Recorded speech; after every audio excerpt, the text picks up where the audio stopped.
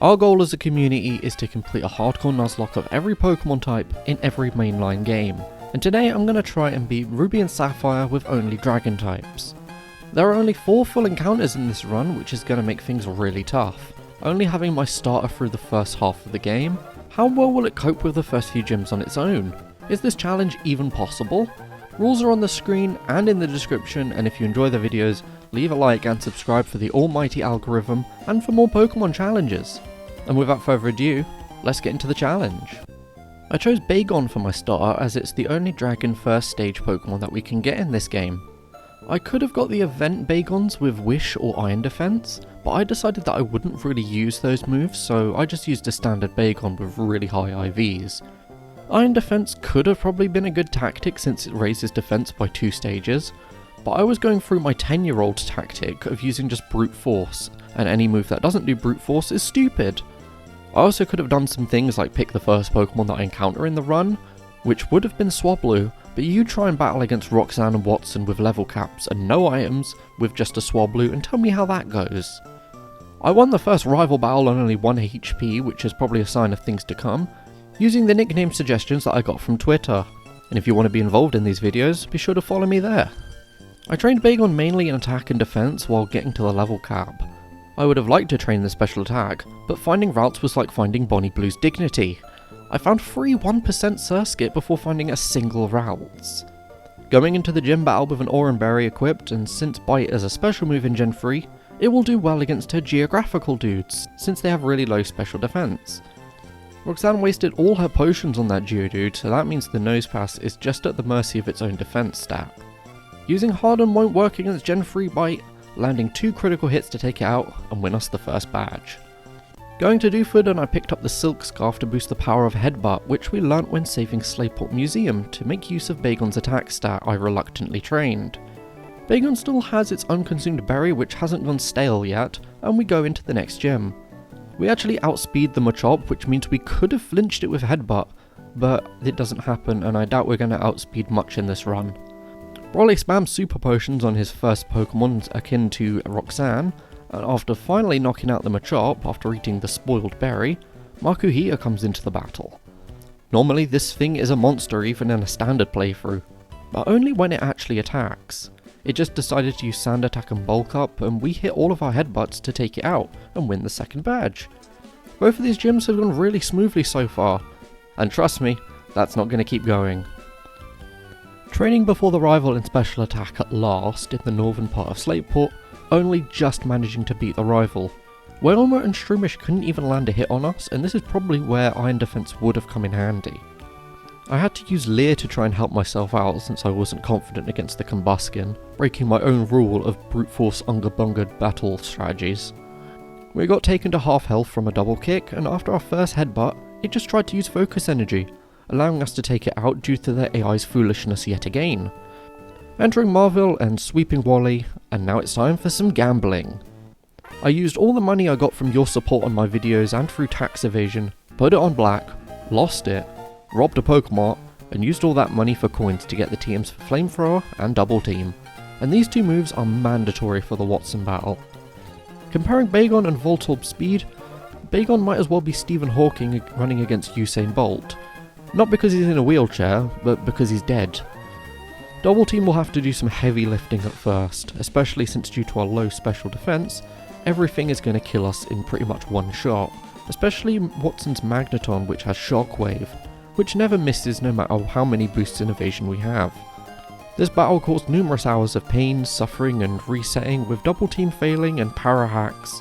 You're lucky you're watching the winning run against this gym because we needed a lot to go right. If I was streaming this, the VOD would probably be over 24 hours. On Magnemite we have to set up the Double Team hoping Supersonic continues to miss, as with Thunder Wave. But it lands 1 Thunder Wave, meaning we already use up our Paralysis Berry. I use 4 Double Teams, no need to be excessive, with Magneton at the end with Shockwave, just boost enough to get past Magnemite and Voltorb. Flamethrower just misses the KO on Magnemite, prompting a Super Potion which is good for us as he's wasting it already, using Flamethrower again to take it out. We do take a bit of damage with Thundershock, which isn't ideal, but we just keep going anyway. Voltorb loved to use self-destruct on me in a lot of the failed runs when I was trying to win without double team, and it's honestly literally impossible unless I turbo trained in special attack, speed and defense. 2 shots on the Voltorb and now it's the Magneton. It lands a Thunder Wave as we take it to the yellow just about with a flamethrower. Shockwave lands on us, but we break through the paralysis and our flamethrower gets a high roll to take out Magneton. What is it with my last few Nuzlockes and Magneton being a key part of the run, just because it's too good? I honestly cannot underestimate it anymore. Magneton fans, I'm sorry. This is my formal apology to all Magneton fans. I'm sorry.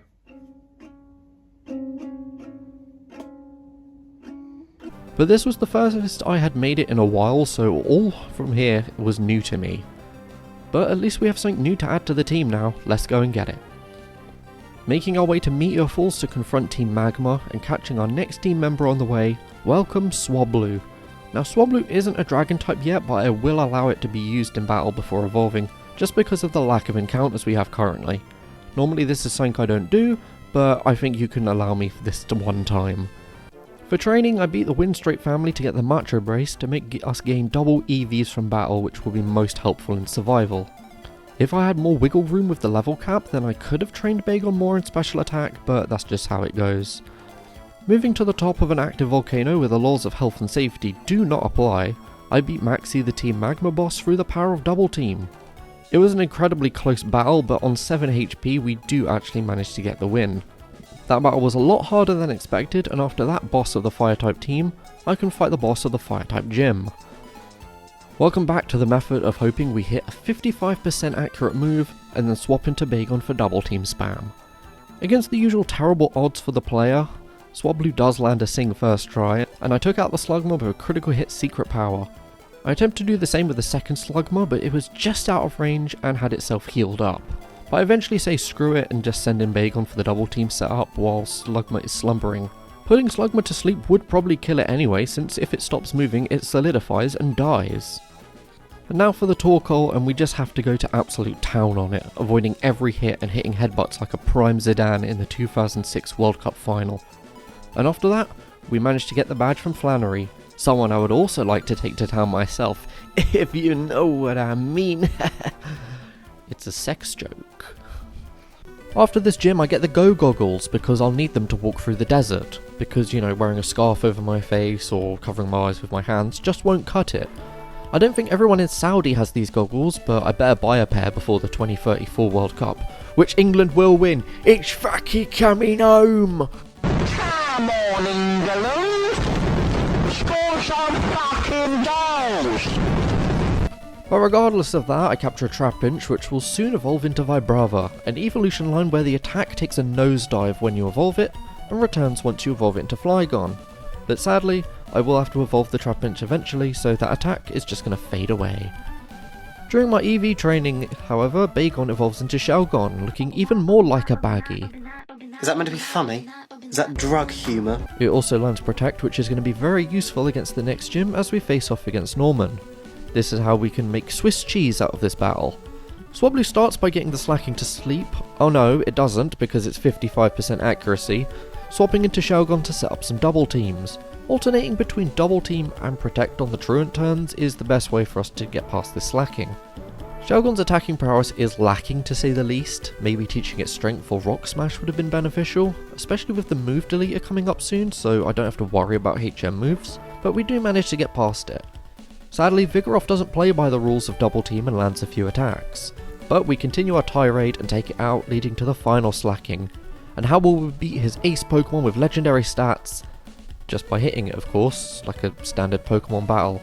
This is because all it wants to use is Focus Punch, a move that will fail if the user gets hit, and all we have to do is keep hitting it and we're golden. Despite the pure power in terms of base stats on his team, it is really simple to get past if you know what you're doing. Going to battle Winona, and this is the first trainer to have a Dragon type on their team, which is actually earlier than we could get a Dragon type ourselves with these level caps imposed. And with this gym I have to get very, very lucky. Despite me having more options on my team, this gym suffers from the same challenges as the electric gym, where all her team have Aerial Ace, a move that is much like Shockwave in that it guarantees a hit no matter what. Her team is also quite speedy and fully evolved, so it will have high stats across the board, and this is how I did it. As Trapinch is in to take out the Swallow, we can use Rock Tomb, but Swallow is healed, so we just carry on tombing it like it's Jesus before his resurrection until it's defeated. No chance of resurrecting here for Swallow, but with it using Endeavour on its final turn, Trapinch is now at really low health. Pelipper comes in and I swap into Swablu and land Sing somehow, then use Secret Power fishing for the confusion, and then I spammed Ice Beam until the Pelipper died in its sleep, which is again pretty dark. I'm pretty sure I've brought that up numerous times in my videos, but it still freaks me out how they just die in their sleep. I mean, it's peaceful, but it's dark. The horrors of death aside, next is Skarmory and I bring in Shelgon for Flamethrower, and of course double team, eventually taking out Skarmory and for our biggest threat to come in, the Altaria. I swap into Swablu to try and land Ice Beams, getting hit with a Dragon Breath. Swablu consumes its Citrus Berry as another Dragon Breath lands, luckily no paralysis, and even luckier, the 4 times effective Ice Beam lands a critical hit, absolutely destroying Altaria and getting the Gym Badge. That crit really mattered, as we probably would have had a death or 2 there against the Altaria, but luckily we get through unscathed. With a huge increase of level cap, I can now evolve Swablu into Altaria and Trapinch into Vibrava, both now gaining the Dragon type, which only took until, the final third of the game. I need to clear out the Team Magma hideout in Lily Cove to advance to the Too Much Water section of the game, surfing all the way to Pacific Log after a quick detour in Moss Deep to get the Super Rod. And this is because I need to fish up a Horsey, which is going to be my final encounter for the game. With the level cap being what it is, I can immediately evolve it into Seadra and then into Kingdra, giving it the Dragon typing and teaching Surf and Ice Beam, training in special attack EVs and promptly sweeping Tate and Liza. This gym was no trouble at all, and if you're going to do this challenge in Emerald, then good luck, because their team is a lot tougher, but if you have a brilliant Kingdra like I do, then it'll be fine. After awakening Groudon from the pits of hell and pushing it back in whence it came, I can access the final gym of the game, and this one's going to be a bit tricky yet again. The main issue isn't his team having Ice type moves, which pretty much KO all of our team. The problem is the Milotic. Yes, the Milotic has Ice Beam, but more importantly, it has massive defences and Marvel Scale, meaning if it has a status condition, then its defences boost by 50%. The best thing I can do to take it out is probably hit it with Toxic and then just stall it out until it faints, even if it does raise its defense in the meantime. Wallace leads with Love Disc and its stats are abysmal, and Facilio swap into Altaria, which was a big mistake as it misses Sing and almost dies. This gives Kingdra a chance to set up its tactic of double team, Toxic, and chipping away with Surf. It takes out the Celio and leads to the Milotic, who I can land a Toxic on, which will eventually get stronger and stronger until the Milotic is taken out. That big threat is out of the way, so I swap into Vibrava for battling Whiscash, as Kingdra is looking a bit worse for wear. After a few Dragon Breaths, I swap into Shelgon to keep using the Spicy Breath, leading to his last Pokemon, Seaking, a Pokemon that no one has ever used in the history of Pokemon, proving just how it is just a crap Luminion as it falls. This means we win the battle, get our last badge, and now the true horrors of the endgame can begin. With a battle against Wally and a bit of training in the Victory Road, evolving Vibrava into Flygon and Shelgon into Salamence, we have our final team of 4, the Fantastic Four. But if 3 of them get cold, then it's just going to be a fantastic 1. Looking at the Elite Four, and Glacier is obviously the main thing that we're worried about, but let's see how we do against Sydney and Phoebe first. Well, Sydney is pretty much a pushover. Even in my solo runs I don't think I've ever had much of a worry with him, with Salamence one-shotting nearly all of his team, barring the Absol, who was probably too busy blogging Pokemon to faint right away. Then again, level 49 is the pinnacle of power for an Absol. Next is Phoebe, and to go back to my solo runs, I don't have to worry about Curse, which is an instant loss in those. The first Dusclops is pretty simple to take down, with her higher level Ace Dusclops having Ice Beam, and the Frosty Breath is a no-no for my dragons. Kingdra almost faints to it even without the weakness, so I put Rest on its moveset to try and survive some extra turns in tandem with Toxic, which really helps us out. I eventually do get past the Dusclops duo, and Salamence helps clean up the rest of her team. And now for what is going to be the worst part of the challenge. And here we go, lads, it is make or break time. I start with Altaria to get a Sing on Glalie, and then bring in Kingdra for double teaming. But of course Glalie wakes up, lands an Ice Beam and gets the freeze! Kingdra, please defrost. Please defrost. Please, please, please defrost. My main Pokemon for taking down Glacier is gone, so that's clearly another wipe to her, but I'll just keep battling to see what happens and see what I can do better for a future run. I bring in Salamence, who hits the flamethrower and takes out Glalie, cool. But that wasn't an intended pun, by the way, that wasn't even in the script. Celio comes in and we hit a Dragon Claw. Ice Ball, the very weak first turn Ice Ball mind you, takes us down to below half health, but a second Dragon Claw takes it out. Celio number 2 comes in and misses a first turn Blizzard, allowing us to take it out with Dragon Claw. And Glalie number 2 comes into the battle, and Flamethrower gets us to Glacier's last Pokemon. How the hell has this happened?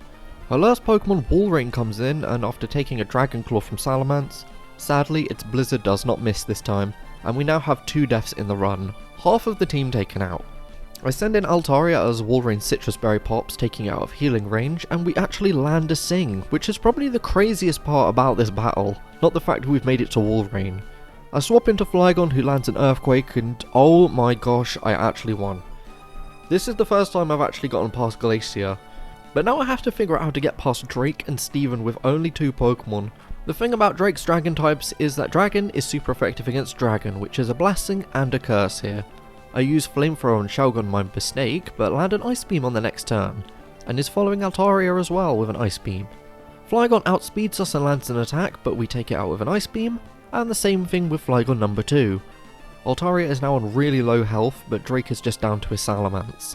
I keep in Altaria so that Flygon has more health if it actually comes in, and Altaria is outsped and gets hit by a Crunch, but it survives on 1 HP, which is so clutch, battling through the paralysis as well to land a 4x super effective Ice Beam to take the battle.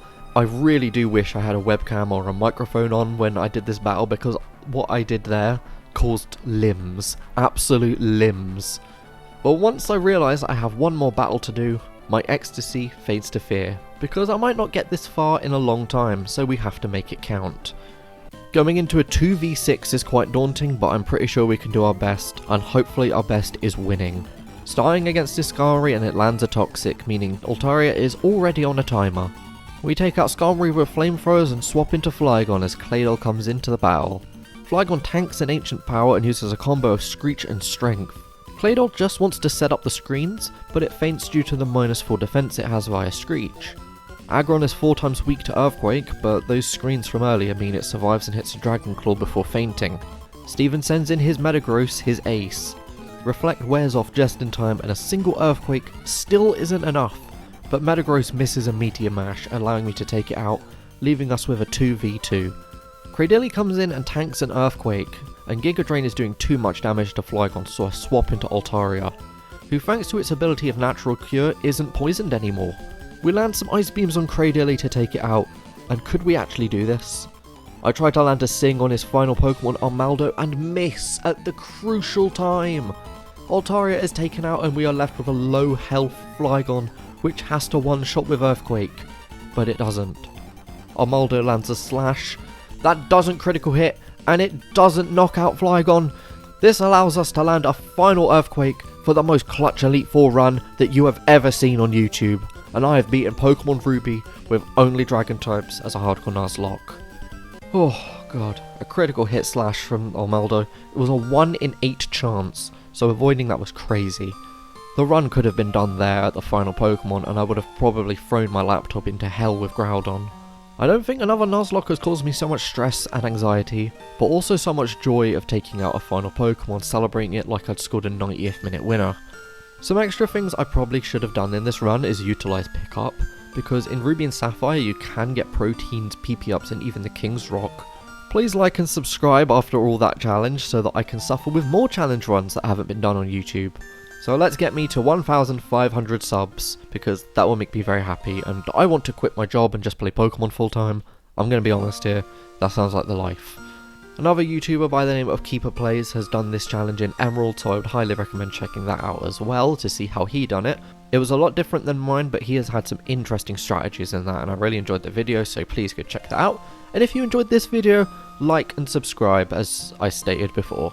My name is Super123, and I will see you all next time.